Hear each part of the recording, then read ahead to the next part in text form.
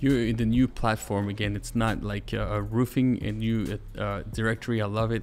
And you talk about Angies List a little bit. Tell me, like, if you're a contractor, how is this different? Why would you go directory?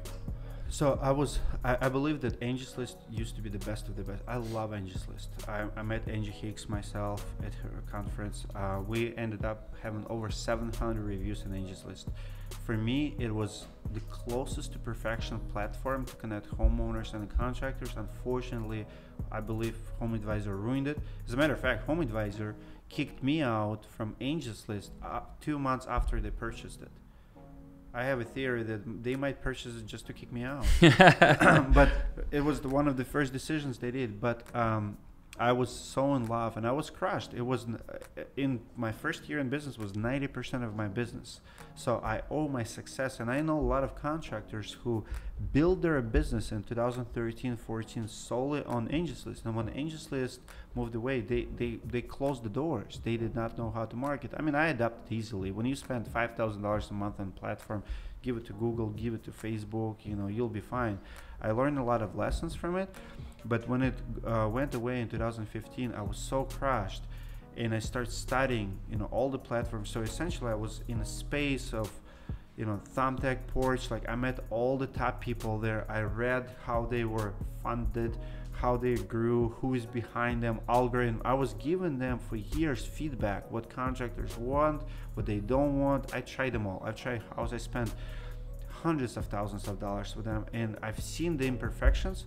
And it got to the point where I'm like, you know what? It's not worth it. Like, why I can't do that? But you need capital. So I decided to save up for a couple of years, and I said, I'm going to be in that business. In 2018, I knew I'm going to be in Home Advisor Angies List business. And my goal was to build a better Angies List, but best ever. And I wrote everything I liked about lead generation platforms. I promise myself and all my audience, I will never sell leads. I will never sell information. It'll be search-based. Angies List used to be search-based. Okay. Search-based service, just like Google. You go in, you type in the zip code, you see the list. That's the difference. Like Home Advisor is not search-based. It's pay-to-play. BBB is not search-based. So I did it.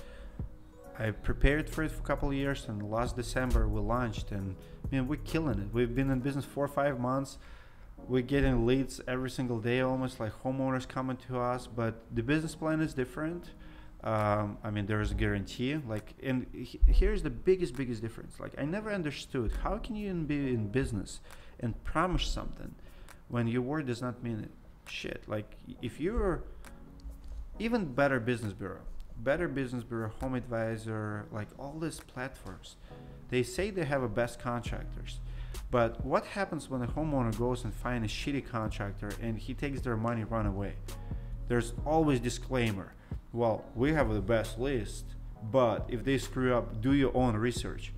Why do I do research? I came to you because you said you have a list. Like, if I call Uber and I have a problem with the Uber driver, Uber gonna step in. If I'm gonna buy something from Amazon and I have a damaged package, Amazon gonna deal with it, right? When you deal with a Home Advisor, there's nothing. There's no guarantee. You're on your own, and good luck to you. And there's nothing you can do, right? So I'm like, you know what? If I recommend a contractor, my word means something. I want that liability. And if that contractor messes up, I want to pay. Like, I don't want to give bad recommendations. I don't give better recommendations. And if I do, I feel like I have to be liable. So I said, how much can I afford? 20 grand. Reasonable. If I recommend you a plumber, roofer, I don't care. Now, when you put $20,000 on the line for your recommendation, you better, screen that contractor. And I already knew roofing, so roofing is my first category. I knew contractors almost in every state, on the personal level even. I'm like, I'm gonna, endorse all my friends, all the good guys. So if homeowner ever asks me, hey, Dmitry, do you have someone in New Jersey? Yes, I do. This guy, he's gonna take care of you. It's a suicide for that contractor not to take care of the job or do something stupid, because I'm going to kick him out for life, and probably I still can prosecute him, try to get a reimbursement or whatever. So I'm a bad guy to mess with when it comes, like do something shitty like that. But I'm like, you know what? I'm going to recommend these contractors. If they mess up, I'm going to... And my first claim came in 2 months into business. We have a contractor in Nebraska, I believe. took money from the homeowner, called us, said, Dmitry, I'm sorry, homeowner requested deposit back. I spent the money, I don't have it. Like, struggle is real. I said, how much time do you need? He's like, 2 months. I'm like, no problem. Didn't even kick him out from Directory. He was honest. Shit happens. Call the homeowner, say, hey, we're gonna reimburse you. We'll send you a check for 5-6 grand. Don't worry about it. Sorry that it happened. You know, we'll deal with the contractor. If you come to me as a contractor, stuff happens. I don't get, like, bad crew, install the wrong. Who cares? I'll help you and we'll do it together. But if you're shitty and you do poor quality job, I'm gonna kick you out. I'm gonna replace you. And essentially, I'm an insurance business now. I won those claims. I think like State Farm and Allstate, everybody complains about them. I think paying out those claims is the best marketing you can get. I want those claims. I wanted my contractors to fail so I can go in and replace, you know, cover that claim with my own money to prove to people that I'm different and I'm actually doing what I promised to do. Like, and I never understood why these platforms are so protected. Like, you promising that you have a good contractors, like, why I'm using it. Even Google now, Google has finally guarantee.